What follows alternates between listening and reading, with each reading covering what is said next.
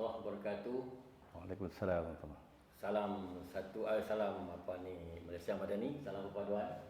Kita bersama malam ini Tanya Mandek dan insya-Allah kita akan teruskan soalan kita. Jadi bersama dengan kita pada malam ini insya-Allah yang berbahagia Datuk Haziq bin Mazin,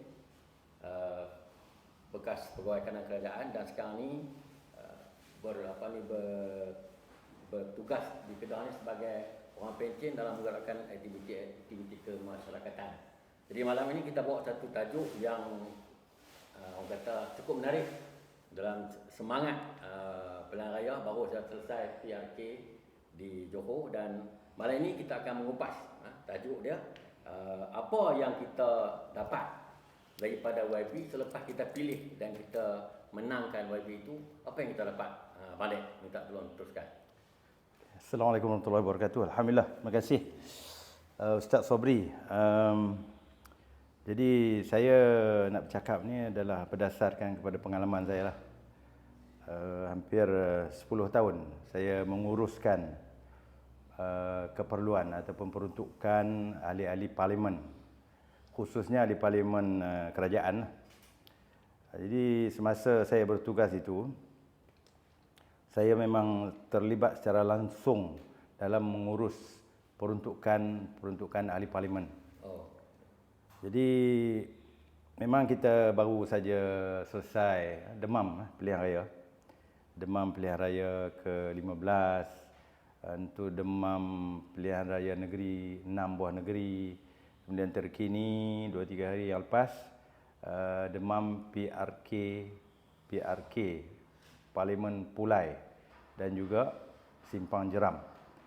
Jadi rakyat telah buat keputusan, maknanya memilih individu yang mereka yakin boleh melaksanakan tugas sebagai wakil rakyat. Jadi ada yang pilihan mereka tidak mencapai bilangan majoriti, mereka individu yang mereka pilih tidak menjadi yang berhormatlah, tak jadi wakil rakyat. Jadi kadang-kadang terdapat sedikit kekeliruan. Sebenarnya wakil rakyat ni dia mewakili siapa?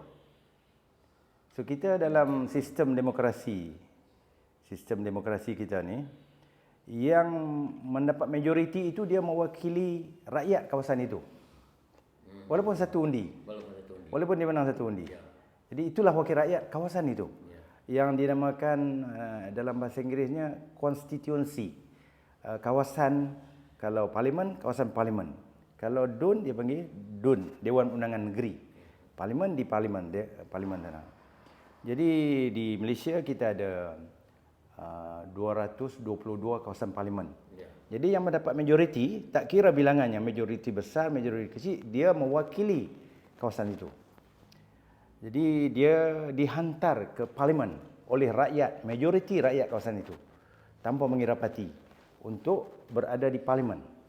Itu secara prinsipnya sistem demokrasi membenarkan kita rakyat memilih wakil untuk duduk dalam parlimen, Dewan Parlimen dipanggil, ya. Dan juga DUN. Dan kalau DUN, di DUN, Dewan Undangan Negeri. 5 tahun sekali kita akan buat pemilihan. Jadi bila kita cakap tentang wakil rakyat, maknanya yang sudah terpilih, yang mendapat majoriti dalam pilihan raya, dia itu adalah wakil rakyat. Orang panggil YB. Dalam bahasa undang-undang dia panggil lawmaker ataupun penggubal undang-undang. Kan dalam sistem demokrasi ini dia panggil legislatif. Sebab kita kena faham dalam struktur negara kita Malaysia ni, dia ada 3 cabang. 3 cabang kerajaan yang duduk di bawah agung. Dulu yang Malaysia Republik Kabinet itu 3 cabang.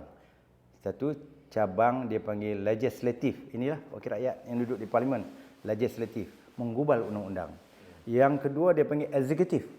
Eksekutif ni jentera pentadbiran yang diketuai oleh menteri yang menang pilihan raya atau yang dilantik menjadi ahli Dewan Negara, layak menjadi menteri dan dia mengetuai kementerian. Itu dia panggil eksekutif. Dia execute apa-apa keputusan yang dibuat oleh kerajaan. Satu lagi ni judiciary. Judiciary ini yang hakim. kehakiman yang di mahkamah tu, judiciary. Ya, ya. So itu 3 sistem. Ini yang maknanya yang wakil rakyat ni melengkapkan 3 komponen kerajaan. Kerajaan kita, negara kita. Jadi saya nak fokus malam ni dari segi apa sebenarnya tugas wakil rakyat ni. Sebab kalau kita tengok kan, saya tengok macam-macam tafsiran, macam-macam persepsi ataupun orang kata macam-macam cerita, macam-macam naratif yang diberi kepada wakil rakyat, sama ada adun ataupun ahli parlimen. Ada saya tengok ujung awal tahun hari itu, ada ahli parlimen menyenaraikan dia punya KPI dalam tempoh 100 hari contoh. Disenarai lah. Macam-macam lah apa. Pergi makan kenduri, pergi ziarah orang meninggal, pergi sini orang sakit. Panjang lah daripada pagi subuh tu sampai ke malam. Panjang. Soalan yang saya tanya, adakah itu tugas wakil rakyat?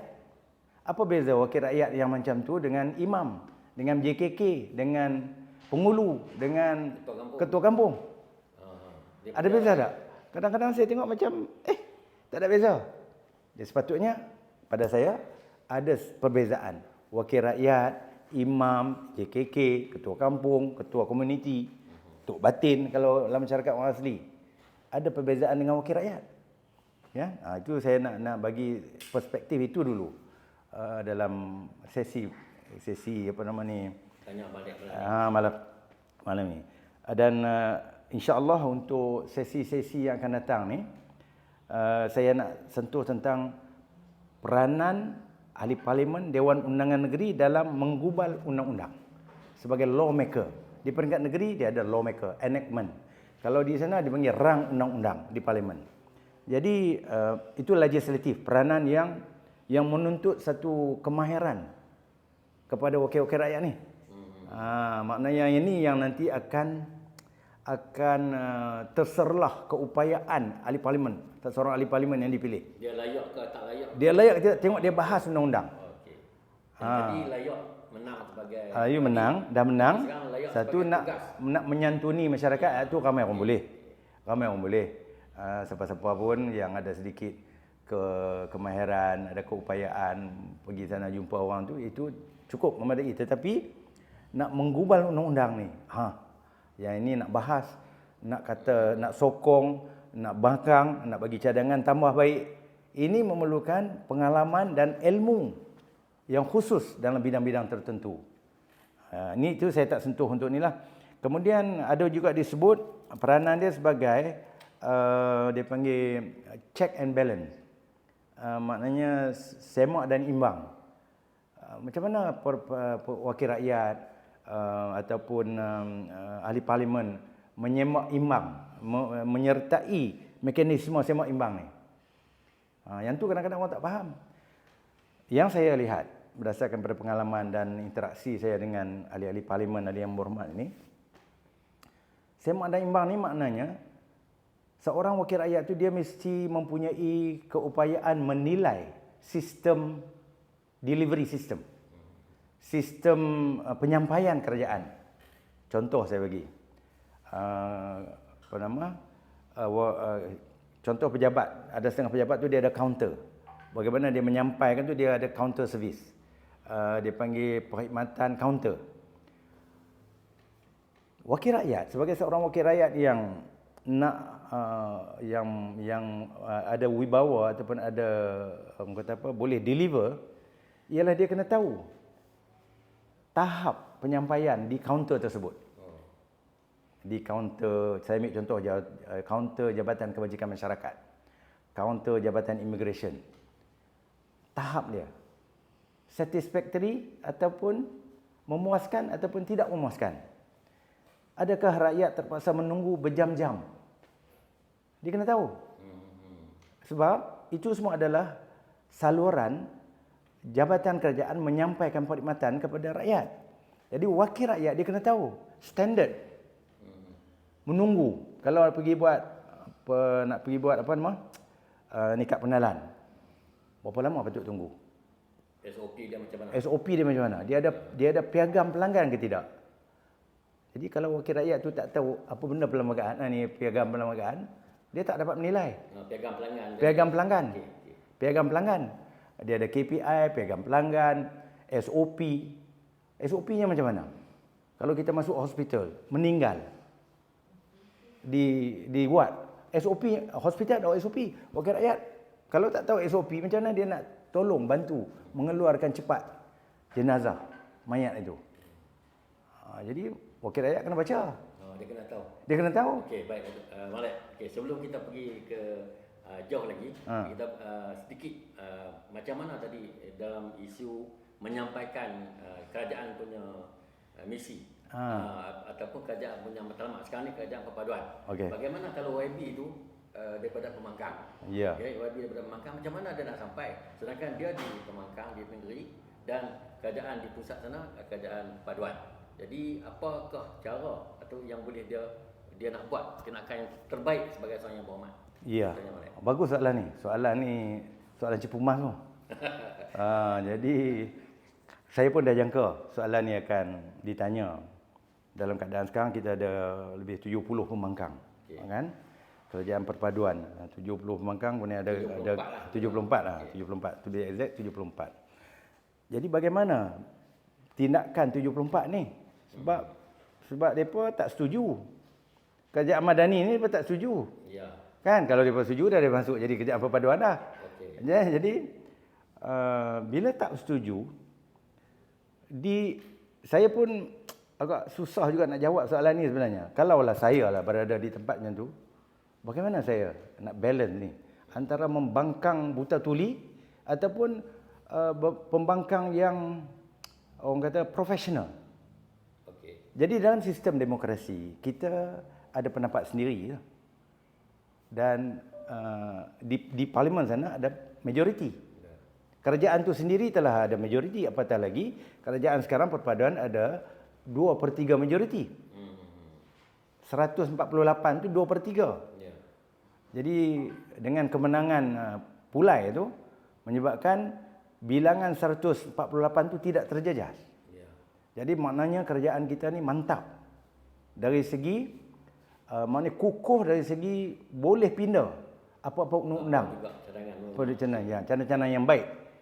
Jadi bila di parlimen, itu sebab diberi peluang untuk dibahas dan macam-macam lah melalui proses banyak pemikiran orang-orang yang dipilih tadi.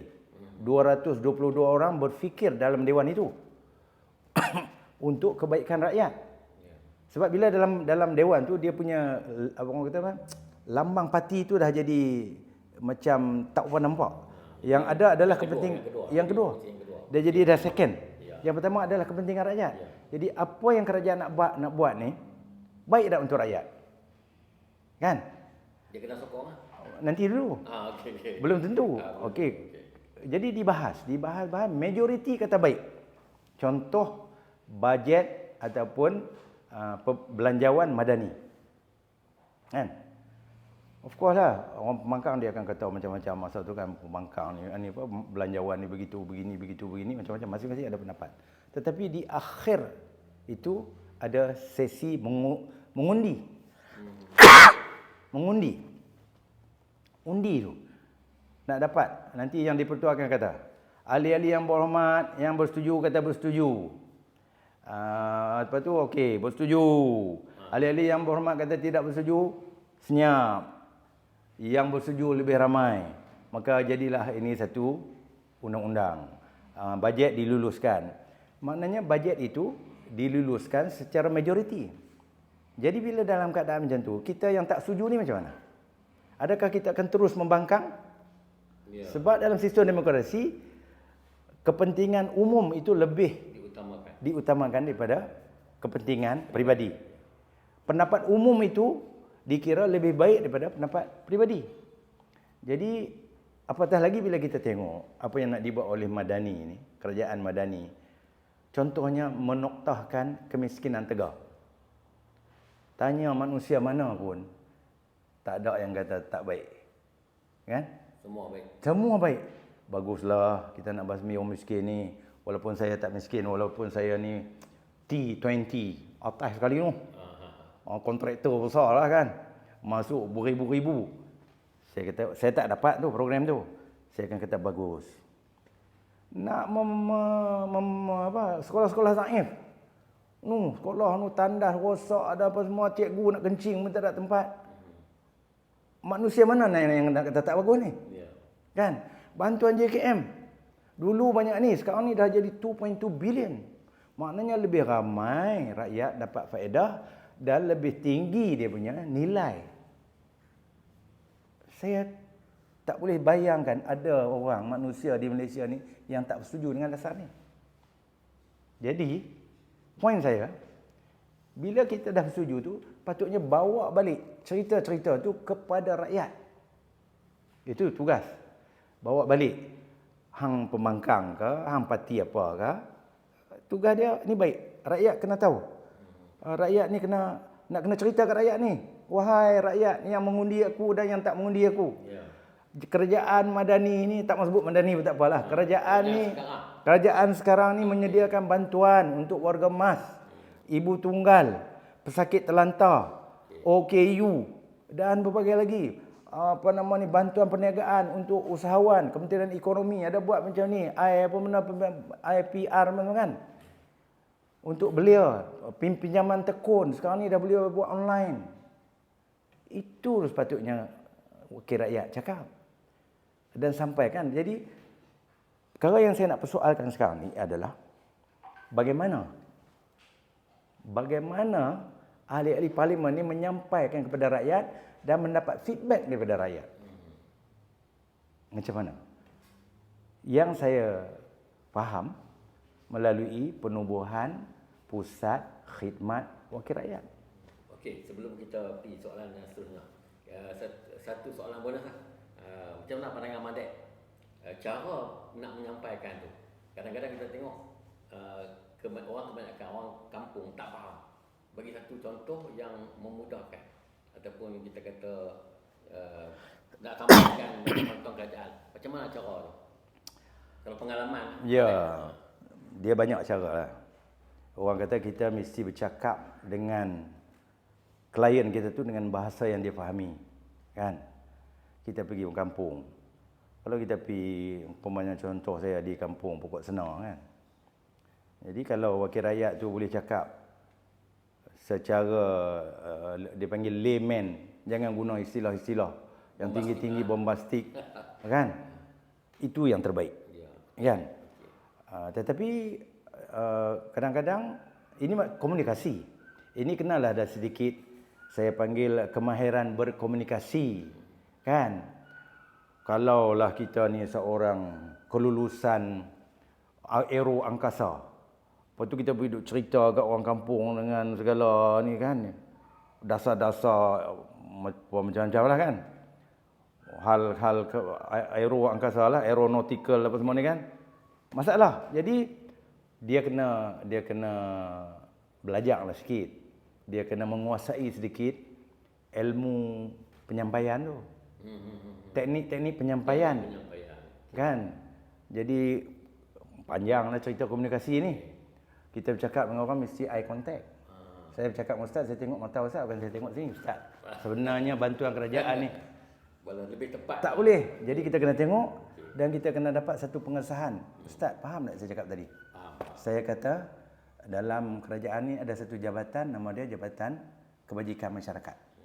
Di situ kerajaan bagi peruntukan di Kuala Lumpur sana tu, jabatan sana tu dapat 2.2 bilion. Jadi Pak Cik ni pada penilaian saya layak dapat sebab Pak Cik umur dah 65 tahun. Pak Cik ni warga emas. Saya tengok rumah Pak Cik buruk ya. Pak Cik layak mohon Pak Cik. Jadi terpulanglah Pak Cik tu nak pergi ke.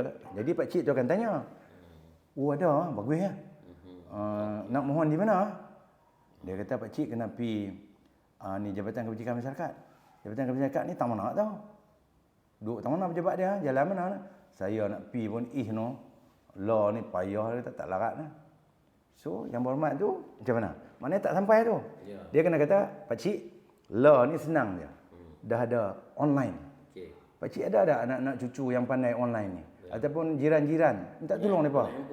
Guna handphone. Dah boleh. Jadi penerangan yang macam tu lah patut disampaikan kepada rakyat. Jadi dan dia pula tak boleh tanya aja. Dulu Pak Cik undi saya tak? Pakcik tak undi saya, tak boleh ya. Itu bukan sifat wakil rakyat yang bertanggungjawab. Sebab dia menang atas majoriti. Katalah, ambil contoh lah, ada satu kawasan tu ada 50,000. 25,000 satu orang menyokong dia. Dia jadi wakil rakyat untuk semua. 50 itu. Jangan dia duduk cari hak orang yang sokong dia kan. Dia tak boleh. Itu maknanya wakil rakyat yang tidak bertanggungjawab dan dia tidak memenuhi ciri-ciri demokrasi. Okey, baik. Saya rasa kita pun semua tahu, maklumlah, masyarakat di kampung pun tahu, kita yang di bandar pun tahu, yang di pekan ni pun tahu, semua orang tahu. Dah berlalu PRU yang ke-15 kan. Dan ahli parlimen pun dah dilantik, tetapi masih bunyi lagi. Ada lagi suara-suara di bawah, tak tahu kat mana tempat nak jumpa YB. Buka sekolah nak minta duit, cari YB tak jumpa. Yang menang, yang kalah memang dia tak buka. Jadi kita nak dapatkan komen mana. Jadi pusat khidmat rakyat, wakil rakyat ni ataupun yang telah pun dimenangi oleh Yang Berhormat setiap kawasan parlimen ataupun DUN, macam mana sepatutnya sebagai seorang wakil rakyat, adakah pentinglah pusat khidmat wakil rakyat ni ataupun pusat khidmat rakyat ni? Mana komen? Ya, pada saya lah, pendapat saya, satu kemestian kepada wajib. Seorang, jadi wajib lah kalau nak kata hukum ya. Jadi satu kemestian seorang wakil, satu calon yang telah menang dengan tak kira lah majoriti yang besar ke majoriti kecil ke, dia wajib ada pusat khidmat. Sebab saya kata gini, dia takkanlah dia mampu nak pergi. Sebab pengundi dia ada setengah kawasan tu sampai ratus ribu. Okay. Macam mana dia nak jumpa ni? Tak dan. Mati tak dan. Mati tak dan. Orang Kedah kata mampus tak boleh. Kan, orang Kedah hanya jangan terkejutlah kan. Dia kata mampus tak boleh. Tu cara bagus gitu. Jadi dia kata tak boleh. Kan. Jadi kerana begitu ramai dan tak mungkinlah ada kawasan yang dia punya pengundi, dia penduduk dia 400-500 tak ada. Jadi masa dia ada 24 jam saja. Jadi dia nak, macam mana dia nak menyantuni ataupun nak memahami pengundi-pengundi dia tu, keperluan pengundi dia tu. Macam-macam kalau kita nak pecah kan, banyak. Dia punya tu panjang. Ekonomi, sosial, pendidikan, kemudahan awam, keagamaan, macam-macam. Jadi kalau jadi dia mesti mewujudkan satu keadaan di mana orang boleh datang kepada dia, sampai ke dia. Itu lebih mudah. Kalau dia nak pergi kepada ramai, susah. Ramai nak mai kepada satu, tak susah. Mudah. Jadi pusat inilah, kan, pusat khidmat inilah yang menjadi satu tapak, satu lokasi, satu tempat untuk semua orang tu. Daripada, kata orang ambil contoh pokok senar kan.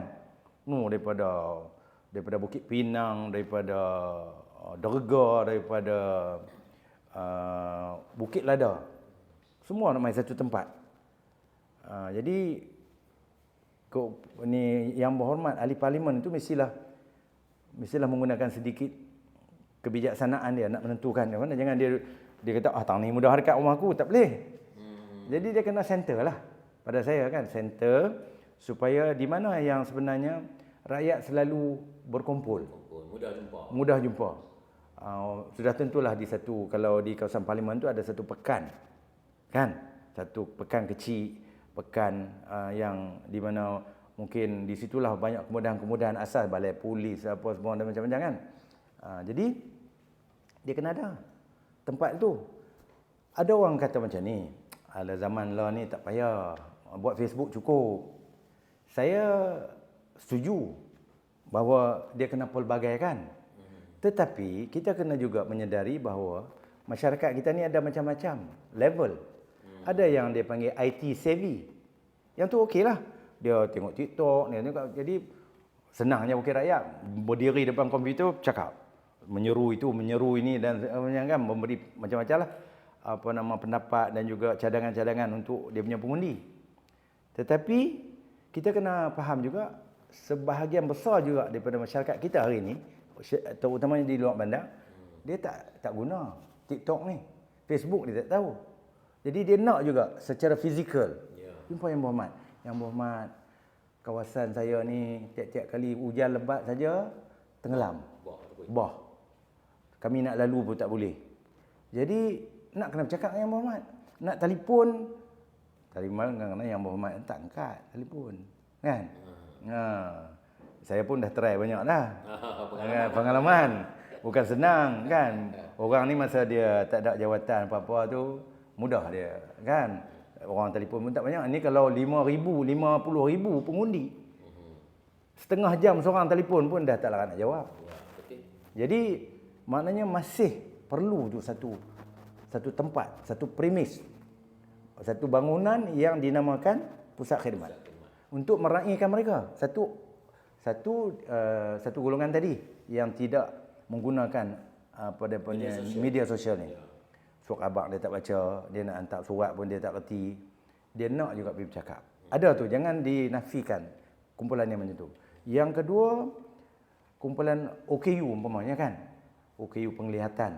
Dia nak pergi jumpa Yang Berhormat. Sebab dia hari tu pun, dia mengundi, dia terlibat dalam proses demokrasi. Takkan kita kata, aku tak peduli hang lah. Jadi dia pun nak main. Dia kata, kami ni OKU. Dengar kata ada dasar kerajaan. Setiap bangunan mesti ada tu laluan untuk orang OKU. Kami nak tag tu senang. Jadi macam mana Yang Berhormat saya pergi dekat supermarket tu, tak ada apa benda tu. Dia kena ambil maklum, lepas tu bangkitkan di parlimen tanya jabatan. Pergi jabatan tu, kenapa benda ni tak dikuatkuasakan sedangkan ada dasar. Itu peranan wakil rakyat sampai ke peringkat itu. Jadi yang tadi pusat khidmat tu nak dapat feedback. Setakat mana dasar kerajaan ini dapat manfaat oleh rakyat. Kan? Macam tu lah. Mungkin ada yang dah lama dah pun tak tahu kat mana. Yang itulah yang saya rasa saya pun sedih lah kan. Masa kempen beria-ria saya macam-macam lah kan. Begitu begini janji, begitu begini saya nak berkhidmat. Tidak ada tujuan lain saya menyertai ini untuk berkhidmat untuk rakyat. Tapi 8 bulan, 9 bulan dah, nak masuk 10 bulan dah. Ada tempat yang saya dapat feedback. Belum ada pusat. Nampak orang nampak, pusat tak nampak. Orang pun tak nampak. Orang pun tak nampak. Pusat memanglah tak tunjuk kat orang.